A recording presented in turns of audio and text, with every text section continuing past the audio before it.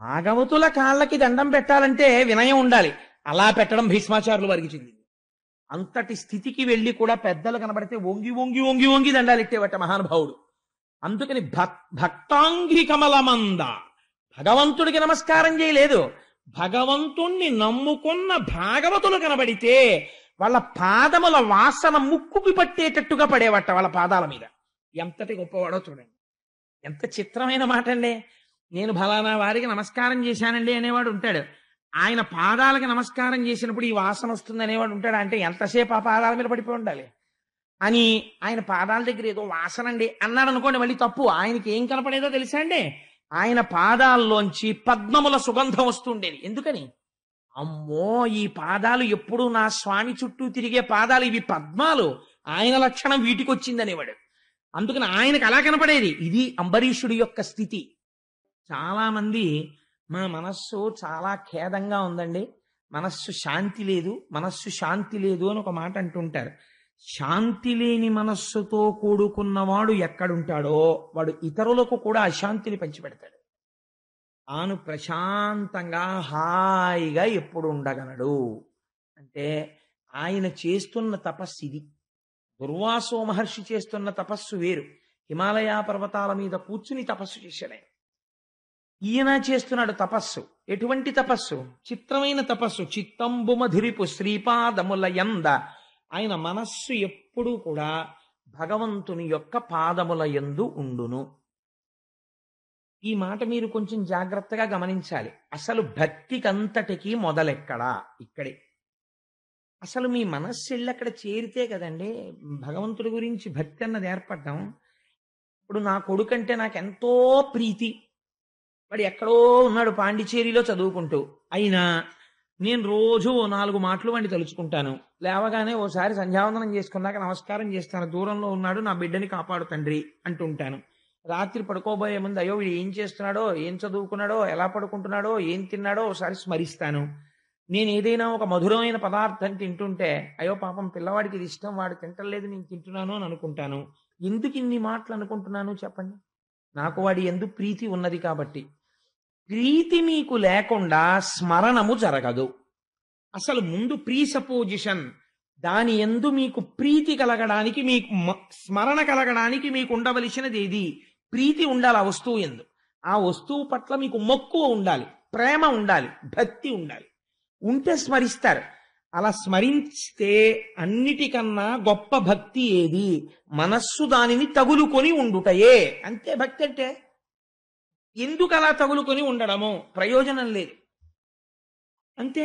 మనుష్య జన్మ ఎత్తాను కాబట్టి ఈ సమస్త చరాచర ప్రపంచమును నిర్వహిస్తున్నవాడు వాడు తప్ప అసలు అట్టే మాట్లాడితే వేరే వస్తువు లేదు. అందుకని నేను ఎప్పుడూ వాణ్ణి స్మరించకుండా ఉండలేక స్మరిస్తూ ఉంటాను. ఒక చిత్రమైన ప్రశ్న అడుగుతుంటారు కొంతమంది, ఏమంటే స్నానం చేసేటప్పుడు ప్రాతస్మరామి చదవచ్చా? ప్రాతస్మరామి అంటే ఏమిటండి? మనస్సుకు సంబంధించింది. నేను మిమ్మల్ని చదవద్దు అన్నాను అనుకోండి, మీరు స్మరించకండి ఈశ్వర పాదాలని. ప్రాతస్మరామిలో మీరు ఏం చేస్తారు? ప్రాతస్మరామి పరమేశ్వర వక్త్ర పద్మం అన్నారు. అది నోటితో చెప్పమన్నా దాని అర్థం ప్రాతస్మరామి పరమేశ్వర వక్త్ర పద్మం అంటే ఉదయం నిద్ర లేవగానే మొహం కడుక్కుంటూ నేను ఈశ్వరుడి యొక్క ముఖమును స్మరించినాను. ఇది మీకు చాలా ప్రీతి ఉంది. నేను స్మరించనా స్మరించద్దా అన్న ప్రశ్న మీకు ఎలా వస్తుంది నాకు చెప్పండి. నేను స్మరించద్దండి అన్నాను. మీకు ముందు అసలు మొహం కడుక్కుంటూ గుర్తొచ్చే విషయం ఏమిటో తెలుసా అండి? ధూర్తుడు నన్ను స్మరించద్దన్నాడు, బాబాయ్ మనస్సు అక్కడికే వెళ్ళిపోతుంది, అస్తమానం శివుడే గుర్తొచ్చేస్తున్నాడు అని మరీ వెళ్ళిపోతూ ఉంటుంది అక్కడికి. ఇప్పుడు కొత్తగా వెడుతోందని కూడా మీరు గుర్తుపట్టగలుగుతూ ఉంటారు. కాబట్టి మనస్సు వెళ్ళి పట్టుకోవడానికి మీరు పూజ చేస్తారు. కాబట్టి ఇప్పుడు ముందసలు అంబరీషుడు ఏ స్థితిలో ఉన్నాడు అంటే ఆయన చిత్తం ఎప్పుడు శ్రీ మహావిష్ణువు యొక్క పాదములను పట్టుకొని ఉన్నది. అంటే పరిఢవిల్లిన భక్తి చేత ఉన్నాడు. ఇంత పరిఢవిల్లిపోయిన భక్తి సంసారమునందుండడానికి ప్రతిబంధకమైనదా?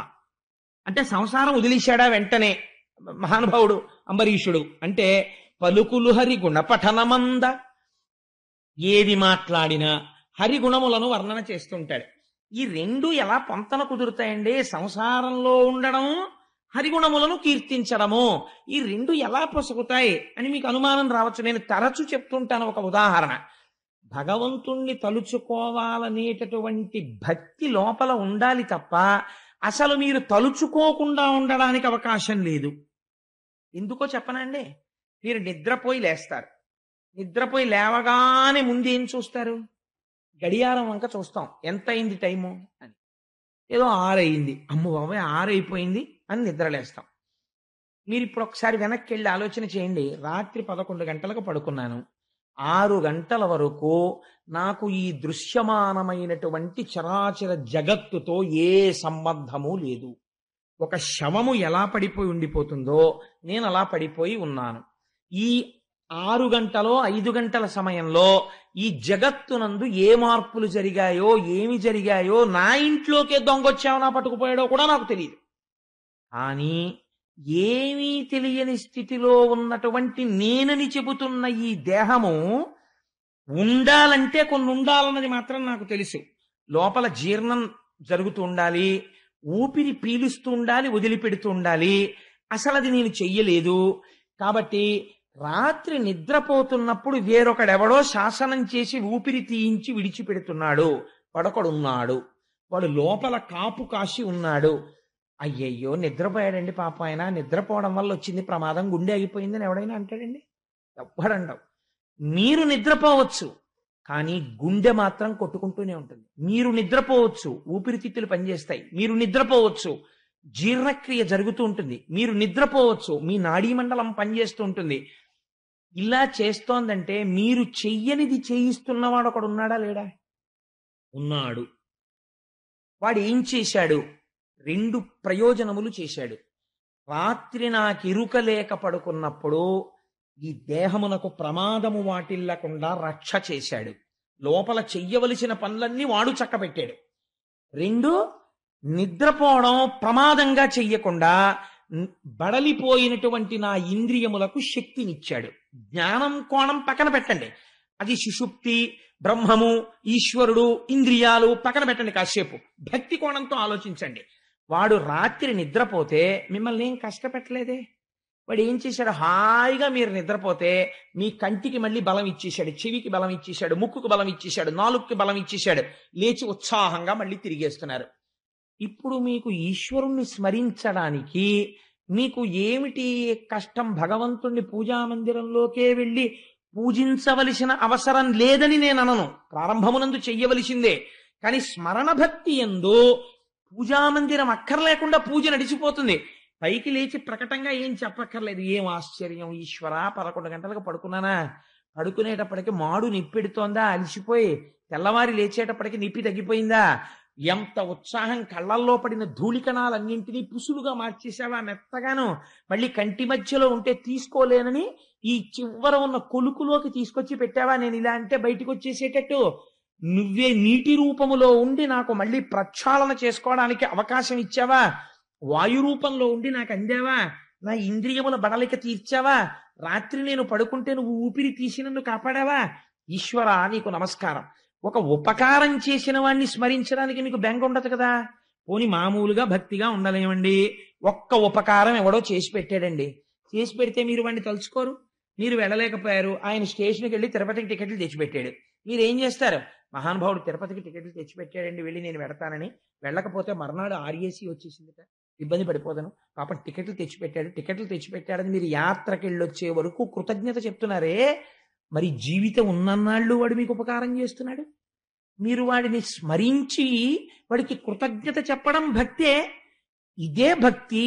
ఈ భక్తియే తపస్సు. కాబట్టి ఇప్పుడు ఏం చేస్తున్నాడు అంబరీషుడు? ఇలా ఉండడానికి గృహస్థాశ్రమము ఎలా ప్రతిబంధకము నాకు చెప్పండి. ఈ స్మరణమునకు గృహస్థాశ్రమం విరోధం అండి. నాకు ఎలా కుదురుతుంది? మా ఆవిడుంది, మా పిల్లలున్నారు, నేను ఎలా స్మరిస్తాను అని అంటే మీరు ఏం చెప్పాలి? నీ మనస్సు అసలు ఈశ్వరుడు ఎందుకు కుదురుకోలేదు, అందుకే నిన్న ఆలోచనలు వస్తున్నాయి. లేకపోతే కుదురుకోకపోవడం ఏంటి? నీకు కృతజ్ఞతా లక్షణం ఉంటే ప్రతి క్షణము ఈశ్వరుడే నీకు కనపడుచున్నాడు. కాబట్టి కరములు విష్ణు మందిరం అర్జనములందా. ఇప్పుడు ఈ ఉత్సాహం కలగగానే, కృతజ్ఞత కలగగానే ఏమనిపిస్తుంది? అయ్యయ్యో మనం ముందు స్నానం చేసి మందిరంలోకి వెళ్ళి ఈ లోపల ఉన్నవాడెవడో వాడు సాకారుడైనాడు బయట. లేకపోతే వ్యాసుడు వెర్రివాడై చెప్పాడా ఈశ్వరుడికో మూర్తుందని? సాకారంచ నిరాకారం నిర్గుణంచ గుణాత్మకం తత్వం తత్పరమం బ్రహ్మ ఇది వేదాంత డిండిమః అని శంకర భగవత్పాదులు చెప్పారు వేదాంత డిండిమంలో. సగుణ నిర్గుణాసాతు ద్విధా ప్రోక్త మనీషిభి సగుణ రాగిభి సేవ్య నిర్గుణాతుర్విరాగిభి అని వేదవ్యాసుడు దేవి భాగవతంలో చెప్పాడు. కాబట్టి ఈశ్వరుడు ఒకనాడు ఒక ఈ కంటితో చూడడానికి వీలైన రూపమును ధరించాడు. అంతటా నిండిన పరమాత్మని మీరు జ్ఞానము చేత ఉపాసన చేయలేరు, భక్తి చేత ఒక మూర్తిని మీరు ఉపాసన చేయగలరు.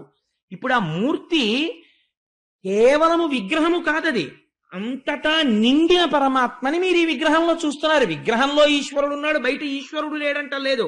అంతటా ఉన్న ఈశ్వరుణ్ణి చూడలేని నా దైన్యమును గుర్తించి ఒక మూర్తి యందు చూసి పరవశించుచున్నాను. ఇది ఎక్కడికి వెళ్ళాలి? అంతటా చూడగలిగిన స్థితికి వెళ్ళాలి. కాబట్టి విగ్రహారాధనము దోషం ఎందుకు అవుతుంది? ఎప్పటికీ దోషం కాదది.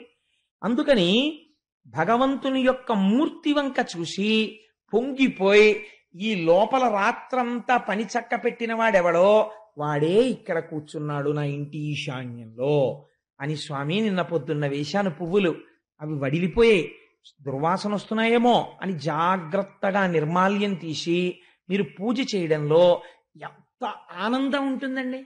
ఇప్పుడు అది ఎప్పుడు ఉంటుంది? కృతజ్ఞతా లక్షణం ఉంటే ఉంటుంది. కృతజ్ఞతా లక్షణము లోపించిపోయింది అనుకోండి, బాగా జ్ఞాపకం పెట్టుకోండి, ఎన్ని గంటలు మీరు పూజ చేశారన్నది లెక్కలోకి రాదు.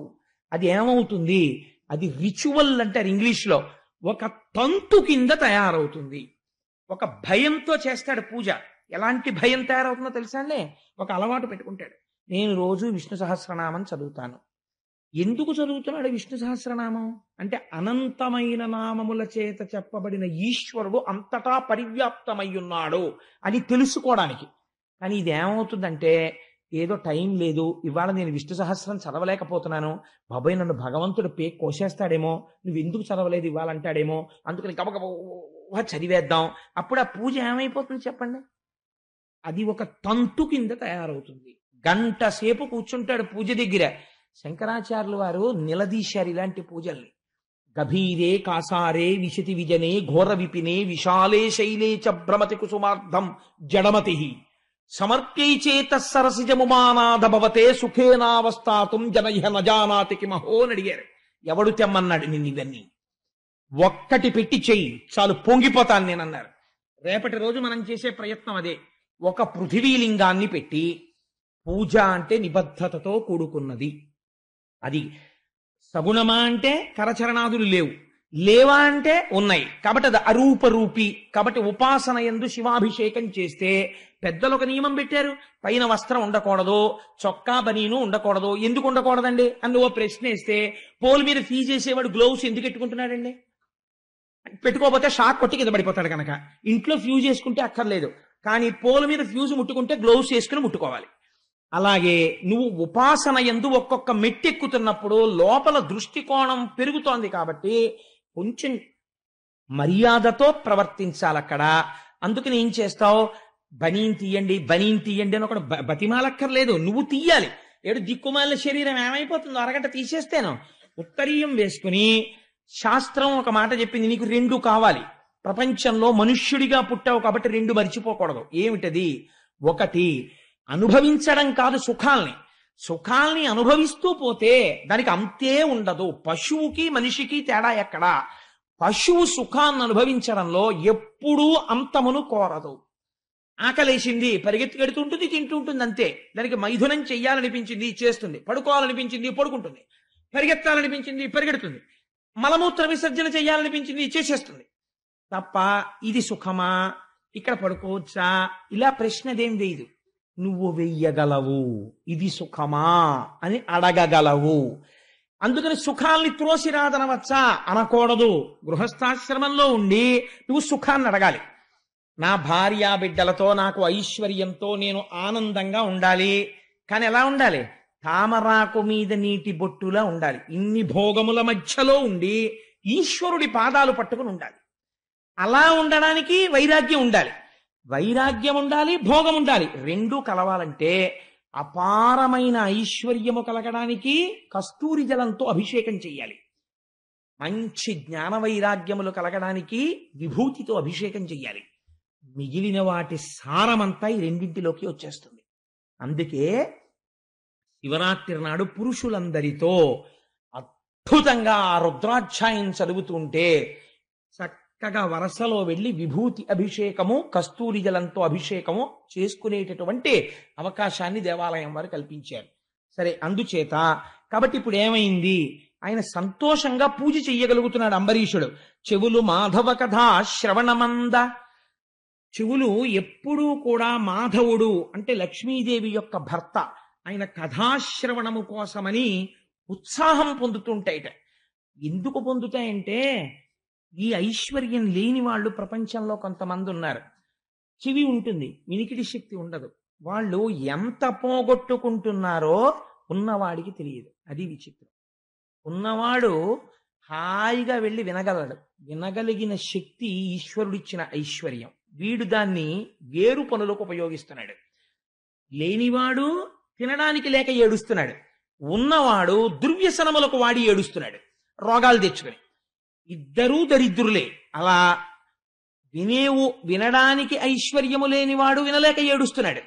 వినడానికి చెవులు ఉండి వినక ఒకడు బాధపడుతున్నాడు, దరిద్రుడి. అలాంటి వాడు కాడు. ఈశ్వరుడిచ్చిన ఈ ఐశ్వర్యమును ఈశ్వరుని కొరకు వాడుతున్నవాడు. అందుకని మాధవ కథాశ్రవణమందు పూనిక ఉన్నవాడు, నేను వినాలి అని వింటున్నవాడు. చూపులు గోవింద రూప వీక్షణమంద, ఆ చూపులు చూసేటప్పుడు ఆర్తితో చూసే చూపు వేరు, ఆర్తితో చూడని చూపు వేరు. కొడుకు ఒక 3 నెలల తర్వాత హాస్టల్ నుంచి వచ్చాడనుకోండి, చొక్కా విప్పి బనీ నిప్పి అక్కడ పెట్టగానే తండ్రి చూస్తాడు, తల్లి చూస్తుంది. తల్లి చూడడం ఎలా చూస్తుందో తెలుసా అండి? ఏమిట్రా ఆ ఎడం భుజం మీద ఏంటి ఆ మచ్చ, నీకు పూర్వం ఉండేది కదే అని గబగబా వెళ్ళి ఆ మచ్చ ఏమిట్రా అని ఇలా ముట్టుకుని ఇలా నలిపి మట్టా ఏమైనా మచ్చ వచ్చిందా అంటుంది. అప్పుడు లేని మచ్చ ఇప్పుడు ఎందుకు వచ్చిందని పరితపించిపోయి చూస్తుంది అమ్మ కొడుకు బనీ నిప్పగానే. ఆ చూడడంలో ఆనందం ఉంటుంది. అమ్మో నా కొడుకుని చూసుకుంటుంది అమ్మ. అలా ఈశ్వరుణ్ణి చూసేటప్పుడు ఏ రోజుకు ఆ రోజు కొత్తదనం కనపడుతూ పొంగిపోతూ ఉంటాడు భక్తుడు చూడడంలో. అందుకని శిరము కేశవ నమస్కృతుల యంద, ఈశ్వరుడు శిరస్సు ఇచ్చినది దేనికి అంటే పెద్దల ముందు భగవంతుడి ముందు వంచి నమస్కరించమని. లేకపోతే బుద్ధిస్థానము వంగని నాడు నీకు నిశ్చయాత్మకమైన శక్తి ఎక్కడి నుంచి వస్తుంది? ఈశ్వరుడి ముందు. కాబట్టి ఆ భగవంతుని ముందు వంగేటటువంటి శిరస్సున్నవాడు. కామంబు చక్రి కైంకర్యమంద, కామము దోషము. ఎలా? కేవలము లౌకికమునందుంటే. కామము వరము ఎప్పుడు? భగవదాభిముఖ్యాన్ని పొందితే. ఈశ్వరుడి యొక్క సేవ కావాలి అని కోరుకున్నాడు అనుకోండి, ఆయనకి కామం ఉందా లేదా అంటే కామం ఉంది. కామం అంటే కోరిక. మీరు ఇంకో రకంగా అర్థం చేసుకోకండి. కోరిక ఉన్నది. ఒక ఆయనకి ఏం కోరిక ఉన్నది? ఊటీ వెడదామని ఆయన కోరుకున్నాడు. ఇంకొక ఆయనకి కోరిక ఉన్నది, వెంకటాచలం వెడదామని కోరుకున్నాడు. ఇప్పుడు ఆయనది కామమే, ఈయనది కామమే. ఈ రెండు కామములలో ఒకటి కామమైన బంధించకుండా రక్షణ వైపుకి నడిపించేస్తోంది. ఇంకొక కామము కామమే, కానీ అది బంధనమునకు గురి చేస్తోంది. ఎందుకని? ఇటువైపు వెడుతున్నది ఉన్న కట్లు విప్పించుకోవడానికి, ఇటువైపు వెడుతున్నది కొత్త కట్లు కట్టించుకోవడానికి.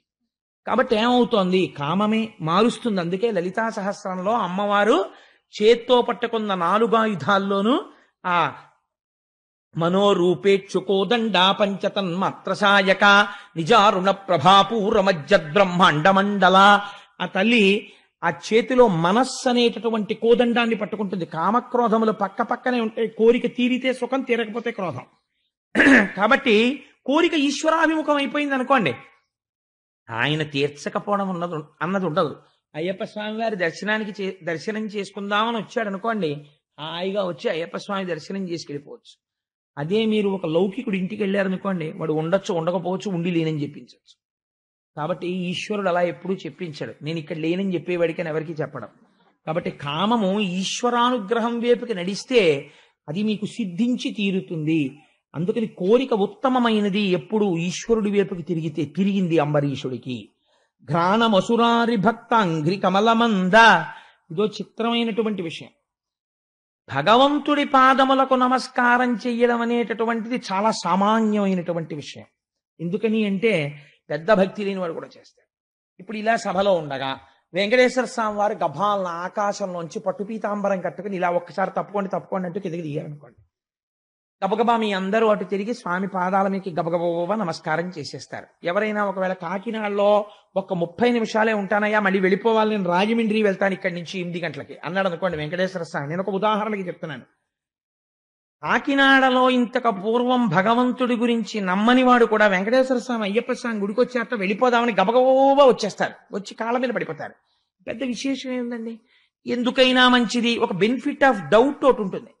ఎందుకైనా మంచిది ఉందేమో ఓ శక్తి, అది ఏమైనా చేస్తుందేమో, ఓ అగ్రత్త పుల్ల చూపించి ఇలాంటి గొడవ వదిలిపోతుంది, మనకి ఎందుకున్నాడో లేదో, అందుకని ఇలా అనేసి వెళ్ళిపోతాడు. భగవంతుణ్ణి నమ్మిన వాడు ఉన్నాడు అనుకోండి, వాడి కాళ్ళకి దండం పెట్టాలనుకోండి అహం వస్తుంది.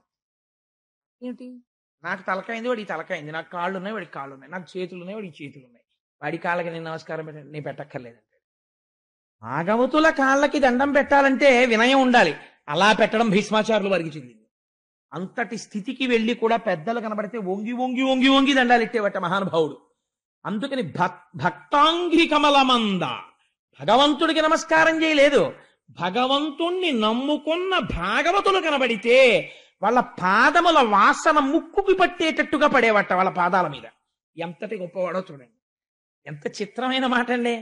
నేను ఫలానా వారికి నమస్కారం చేశానండి అనేవాడు ఉంటాడు, ఆయన పాదాలకి నమస్కారం చేసినప్పుడు ఈ వాసన వస్తుంది అనేవాడు ఉంటాడు. అంటే ఎంతసేపు ఆ పాదాల మీద పడిపోయి ఉండాలి అని. ఆయన పాదాల దగ్గర ఏదో వాసన అండి అన్నాడు అనుకోండి, మళ్ళీ తప్పు. ఆయనకి ఏం కనపడేదో తెలుసా అండి?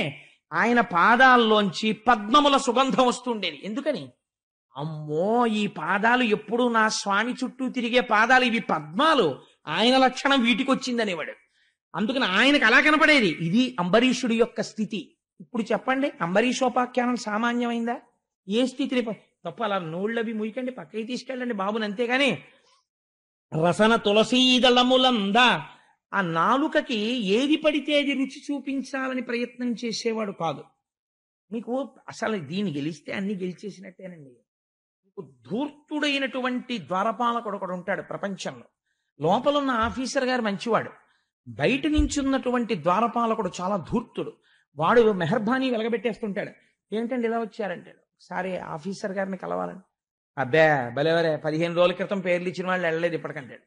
లోపలున్న ఆయన కాదు, ఆయన ఎవరొచ్చినా పంపరా అంటాడు. కానీ దరిద్రం ఏంటంటే పాప ఆయన తెలియదు వీడెవడో వచ్చాడు. అలా ఇది గర్భాలయం, దీనికి పాపం ఏమీ ఉండదు. ఇది ఆకలేస్తే అయా లోపల పదార్థం అయిపోయిందండి ఇంకేమైనా పెట్టండి అని అడుగుతుంది. మీరు అందులో పాలు పోసినా, కాస్త పరవన్నం పెట్టినా, లేకపోతే ఇంత పులిహార పెట్టినా, ఓ 2 ఇడ్లీలు పెట్టినా, ఇడ్లీ ఏమేస్తారు వద్దండి అని అదేం అందం. ద్వారపాలకుడు ఇక్కడ ఉంటాడు, వీడికి ఏమిటో తెలుసా అండి? అసలు పచనం చేసి జీర్ణం చేసి శక్తినిచ్చేది ఇది. వీడి పని ఏమిటంటే ఆఫ్టర్ ఆల్ లోపలికి పంపిస్తాడు అంతే. వాడు ఏమిటంటాడంటే అలా పంపమండి, 5 నిమిషాలు అయింది పప్పనమే పెడతారంటే మార్చండి అంటాడు. అంటే అప్పుడు మళ్ళీ కూర కలపాలి. దీనికోసం ప్రపంచంలో ఎన్ని కోట్లు ఖర్చు అవుతుందో మీరు ఆలోచించండి. లేకపోతే ఇంత పప్పు, ఇన్ని కూరలు, ఇన్ని పులుసులు, ఇన్ని పచ్చళ్ళు ఎక్కడి నుంచి వచ్చాయండి? ఎందుకండి? ఒక్క పదార్థంతో సరిపెట్టచ్చు. ఇది ఎప్పుడు అడగలేదు వెరైటీ అంతా దీంది. అందుకని ఇన్ని అడిగితే ఒక్కొక్కసారి ఇది ఏమంటుందో తెలుసా? ఏమన్నా ఆకలేసింది అన్నాను, ఏమన్నా పెట్టమన్నాను, అదేంటండి ఇక్కడ దాటిపోయి ఇక్కడికి వస్తోంది, ఇంకా పంపించకండి బాబోయ్ అంటుంది. అంటే ఏంటి, ఆ టోకెన్ల కోసం రష్ ఎక్కువైపోయిన గోపాలకృష్ణ గారు పడిపోయిన ఆవేదనలాగా ఇది నిండిపోయి ఇంకా పంపద్దో అంటే భలేవాడివే, రుచి ఎంత బాగుందో అని ఇది పెట్టేస్తుంటుంది లోపలికి. బాధ దీనికే అన్ని పంపేసి ఏమంటుందో తెలుసా అండి? పులిత్రేడుపులు వచ్చేస్తేనే జీర్ణం అవలేదు, కొంచెం సోడా పట్టారా అంటాడు కొడుకుని. మళ్ళీ ఇదోటి. ఈ పైకి చాలా తేలిగ్గా కనపడుతుంది, ఇంద్రియాన్ని గెలవడం అంత తేలిక కాదు. దీన్ని గెలవగలిగారు అనుకోండి, నోరు మొయ్యి అవేమక్కర్లేదు, కాస్త తులసి దళం నోట్లో వేసుకో, ఎందుకు నీకు ఏమిటి రుచి, తిను ఏం పర్వాలేదు, ఈశ్వర నివేదనమైనటువంటి ప్రసాదము. నువ్వు ఇవాళ ఇంత పులిహార, ఇంత చక్కెర పొంగలి తినే శరీరమును నిలబెట్టవచ్చు అని చెప్పారనుకోండి. ఏమంటే గుళ్ళో సమోసాలు నైవేద్యం పెట్టరా అండి అని అడిగాడు ఒక ఆయన.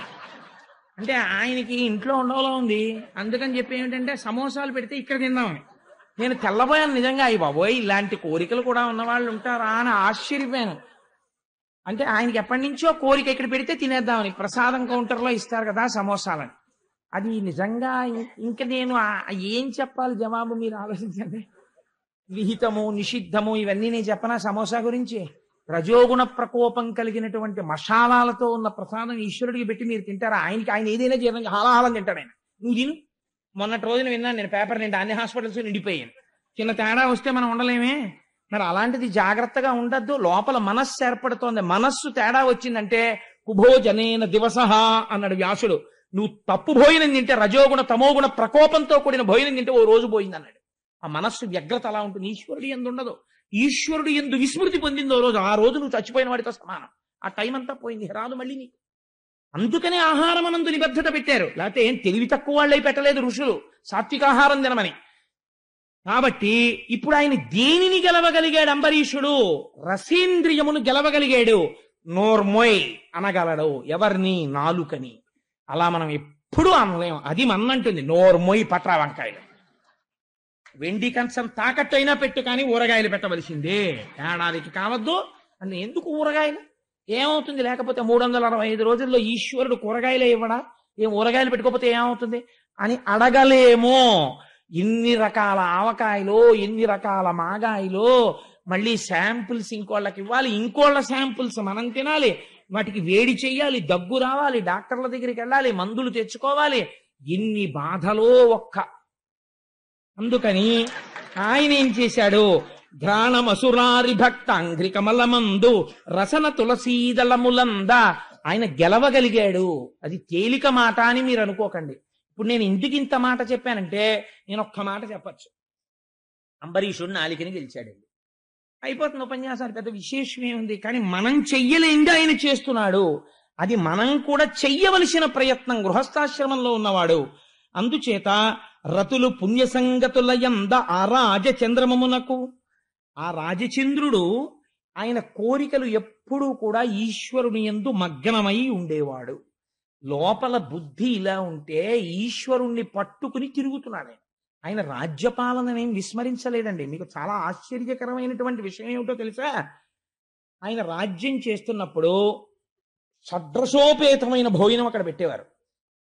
ఎలా తినేవాడో తెలుసా అండి? ఓహో, శ్రీమన్నారాయణుడు ఆహార రూపమై వచ్చి నాలోకి ప్రవేశిస్తున్నాడు స్వామి అనేవాడు. కాబట్టి ఇది నిండడానికి అంత పుచ్చుకునేవాడు. దీనికోసం తినేవాడు కాదు. ఈశ్వర నివేదన చేసి తాను పుచ్చుకునేవాడు. ఈశ్వరుడికి నివేదన చేసేటప్పుడు సత్వగుణ ప్రధానమైన పదార్థం పెడతాం కాబట్టి ఆయనకి పెట్టి తాను తినాలి కాబట్టి అలా తినేవాడు. ఎవరైతేనైనా మాట్లాడుతున్నాడు అనుకోండి, అబ్బా టైర్ అయిపోయానండి ఇంక అనేవాడు కాదు. ఎందుకని? శ్రీమన్నారాయణుడు వస్తున్నాడు నన్ను చూడడానికి, అస్తమానం ఎన్ని రూపాల్లో వస్తున్నాడో నా స్వామి అనేవాడు. అందుకే పోతన గారు ఎంత గొప్ప పద్యం ఇచ్చారంటే, హరియని సంభావించును హరియని దర్శించునంటూ నఘ్రాణించున్ హరియని రుచిగొనదలచును హరిహరిగను అంబరీషు అలవియ పొగడన్. అంబరీషుణ్ణి మేం పొగడలేమన్నారు. ఎందుకని? ఒక్కటే కారణం, హరియని సంభావించును. ఏది కనపడనివ్వండి ప్రపంచంలో, ఏ వస్తువు కనపడనివ్వండి, అప్ప నా స్వామి ఎన్ని రూపాలతో కనపడుతున్నాడో బాబోయ్ ఇవ్వాలంటుండేవాడు. విష్ణు సహస్రనామం పట్టుకుని సహస్రశీర్షవదన అని లలితా సహస్రం పట్టుకుని అనడం కాదు, బయటికి వచ్చి విశ్వం, అది విష్ణు సహస్రానికి మొదటి మాట. అంతటా నా స్వామి ఎన్ని ముఖాలతో ఉన్నాడో అనగలిగితే, ఇలా అనకుండా నువ్వు అనగలవా? ఇన్ని ముఖాలతో అయ్యవారిని చూస్తుంటే. అలా అనగలిగాడు అంబరీషుడు. అంతటా ఈశ్వర దర్శనం చేశాడు. హరియని దర్శించు అంటూ నఘ్రాణించు. ఏదైనా వాసన చూస్తే ఈ వాసన కూడా హరే, శ్రీమన్నారాయణుడే ఈ వాసన రూపంలో ఉన్నాడు అని పీల్చేవాడు. ఏదైనా ముట్టుకుంటే ఇది శ్రీమన్నారాయణుడే, పంచభూతములుగా ఆయనే ఉన్నాడని ముట్టుకునేవాడు. హరియని రుచిగొన్నదలచును. నాలుకకు పెట్టేటప్పుడు ఎలా పెట్టేవాడో తెలుసా అండి? తను తింటున్నానని తినేవాడు కాదు, ఇది శ్రీమన్నారాయణుడని నాలుక మీద పెట్టుకునేవాడు. హరిహరిఘను అంబరీషు నలవియ పొగడన్. ఇలాంటి వాడిని పొగడడానికి అబ్బబ్బా అనకూడదు. కాబట్టి పోతన గారు ఎంత అందంగా పద్యం పూర్తి చేశారని చూడండి. హరిహరి ఈయన్ని పొగడం ఎవరికి తరం రా అన్నారు. ఆయన కూడా అంబరీషుడు గురించి చెప్పడం మొదలెట్టినంత మాత్రం చేత పద్యంలో హరిహరి పడిపోయింది. అంబరీషుడు గురించి విన్నంత మాత్రం చేత నీలో జీవితంలోకి హరిహరి ఎందుకు ప్రవేశించదు? ఆంతరమునందు మీకు ఒక అభయాన్ని కటాక్షిస్తున్నారు.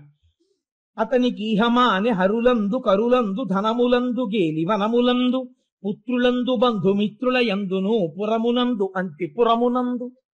చిత్రమైన మాట అండి ఇది. ఇలాంటి వాటి గురించి చెప్పాలంటే సాధికారత కలిగినటువంటి మహాపురుషుల నోటి వెంటే అతనికి ఈహమ అనే హరులందు కరులందు అంతఃపురాల మీద కోరిక లేదు, ఏనుగుల మీద కోరిక లేదు, గుర్రాల మీద కోరిక లేదు, ధనం మీద కోరిక లేదు, ఓ ఉద్యానవనాల మీద కోరిక లేదు, కొడుకుల మీద కోరిక లేదు, బంధుమిత్రుల మీద కోరిక లేదు, రాజ్యం మీద కోరిక లేదు, అంతఃపురం మీద కోరిక లేదు. ఎక్కడున్నాడు ఇవన్నీ కోరిక లేనివాడు? అక్కడే ఉన్నాడు. అదేమిటండి మరి అంత కోరిక లేనివాడు అక్కడ ఎలా ఉంటున్నాడు? భార్య మీద కోరిక లేదు, భార్యతో ఉన్నాడు. అంతఃపురం మీద కోరిక లేదు, అంతఃపురంలో ఉన్నాడు. కొడుకుల మీద కోరిక లేదు, కొడుకులతో ఉన్నాడు. రాజ్యం మీద కోరిక లేదు, రాజ్యం వెళ్తున్నాడు. ఇలా ఎలా ఉంటాడు అంటే దీన్ని కర్తవ్యనిష్ట అంటారు. వెర్రిగా వేలాడడం లేదు. కొడుకున్నాడు, నాకో కర్తవ్యం ఉంది తండ్రిగా. ఏమిటి కర్తవ్యం? వాడికి ఒక మంచి కాలేజీలో చేర్చడం, వాడు అడిగినప్పుడు ఫీజు కట్టడం, వాడితో మాట్లాడినప్పుడు నన్ను చదువుకుని వృద్ధిలోకి రావాలి అని తండ్రిగా మంచి మాటలు చెప్పడం. ఇప్పుడు వాడు ఏ కారణం చేతనైనా పాడయ్యాడు, తప్పు చేశాడు, వాడు ఆ తప్పు దిద్దుకునేటట్టుగా మళ్ళీ 4 మంచి మాటలు చెప్పడం, దానివల్ల తండ్రిగా నేను పడే ఖేదాన్ని వాడికి చెప్పగలగడం, వాడు గుర్తించేటట్టు చెయ్యడం. అయిపోయింది నా కర్తవ్యం. ఇంకంతకన్నా అయ్యో అయ్యో అయ్యో అని మీరు బెంగ పెట్టేసుకుంటే, లంపటం పెట్టేసుకుంటే వాడు మారిపోతాడా? మీరు పాడైపోతారు కాదండి. మీ దృష్టి వాడి మీద ఉండిపోతుంది, వాడు మాత్రం బాగుపడ్డావు. ఈ లంపటము మీరు కోరుకుంటే తీరేది కాదు, ఈశ్వరుడు మారుస్తాడు. మారిస్తే ఏమవుతుందో తెలుసా అండి? కర్తవ్య దృష్టిలో కెడతాడు. నేను ఇది చెయ్యాలి అందుకని చేస్తాను, వాడు నా కొడుకు కాబట్టి నేను ఈ పని చెయ్యాలి చేస్తాను, ఈమె నా భార్య నేను ఈమె యందు ఈ పని చెయ్యాలి చేస్తాను, నేను ఈ రాజ్యమును పాలిస్తున్నాను కాబట్టి రాజుగా నా కర్తవ్యం చేస్తాను. అంతకు మించిన లంపటం నాకేమైనా ఉందా? దానితో నాకేం వెర్రి బంధాలు లేవు. లంపటము నివారింపను సంపద కృప చేయ జయము సంపాదింపన్ సంపెడి వారి వధింపను సొంపారగ నీకె చెల్లు సోమార్థధర అంటారు పోతన గారు. లంపటము నివారింపను కర్తవ్యమనబడేటటువంటి సరళ రేఖని దాటి అతిగా వాడితో మగ్నమయ్యుండుట అన్న వెర్రితనాన్ని పోగొట్టగలిగిన స్థితి ఎవరి వలన వస్తుంది? ఈశ్వర భక్తిలోంచి వస్తుంది. ఆ భక్తి ఉన్నవాడికి కర్తవ్యం తెలుస్తుంది. కాబట్టి ఇప్పుడు ఎక్కడి నుంచి వచ్చింది ఈ కర్తవ్య దృష్టి? అంబరీషుడి యొక్క భక్తిలోంచి వచ్చింది. అంతఃపురంలో ఉంటే ప్రమాదం వచ్చిందా? అంతఃపురాన్ని ఈశ్వరాలయంగా చూస్తాడు. భార్యతో ఉన్నాడు, తన విహిత కర్తవ్యం తాను పాటిస్తాడు. భార్యతో కూర్చొని చక్కటి ధార్మిక కార్యక్రమాలు చేస్తాడు. కొడుకుల్ని కన్నాడు, వాళ్ళకి విద్యాబుద్ధులు నేర్పిస్తున్నాడు. గురువులు కనబడతారు, వంగి వంగి సాష్టాంగ నమస్కారాలు చేస్తాడు. తనకి షడ్రసోపేతమైన భోజనం పెడతారు, ఇదంతా నారాయణ స్వరూపం అంటాడు, నివేదన చేసుకుంటాడు. తను నాలుకకి లొంగకుండా ఓహో ఇన్ని రుచుల యందు ఈశ్వరుడే ఉన్నాడంటాడు. ప్రసాదం ఎలా తింటామో అలా తింటాడు. కొంతమందికి ఒక విచిత్రమైన బుద్ధి ఉంటుంది. మేమంటే 20 ఏళ్ల క్రితం తిరుపతి వెళ్ళాం. అప్పుడు లడ్డు ఇంతంత లడ్లు ఇచ్చేవారు, ఒక్కొక్క దాంట్లోనంటే ఇంతంత జీడిపప్పు ఉండేది. ఇప్పుడు చూడండి అంటాడు. 20 ఏళ్ల క్రితం తిరుపతి వెళ్ళిన వాడివి, ఆ తర్వాత 20 ఏళ్ల వరకు నీ జీవితంలో మళ్ళీ తిరుపతి వెళ్ళలేకపోయావు. నువ్వు అమెరికాలో లేవు, చైనాలో లేవు, ఇండియాలో ఉండి రాత్రి రైలు ఎక్కి పడుకుంటే 150 రూపాయలు. పుట్టి 20 ఏళ్లకి కానీ నేను మళ్ళీ తిరుపతి వెళ్ళలేకపోయానని వాడు ఏడవలేదు. కోట్లు ఖర్చు అయిపోయాయి, నేను వెళ్ళలేదని ఏడవలేదు. వీడు ఎందుకు ఏడుస్తున్నాడంటే అప్పుడు ఇంత జీడిపప్పు ఉండేదిట, ఇప్పుడు లేదుట, ఎందుకు ఏడుస్తున్నాడు? వాడిని ఏమనాలి? కొంతమంది తినడం అలా ఉంటుంది. ఆ ప్రసాదమునందు కూడా ఎంపికే. అంతేకానది ప్రసాదం రా, ప్రసాదం తినడం ప్రసాదంగా తినాలి, ప్రసాదమునందు రుచి ఎంచరాదు.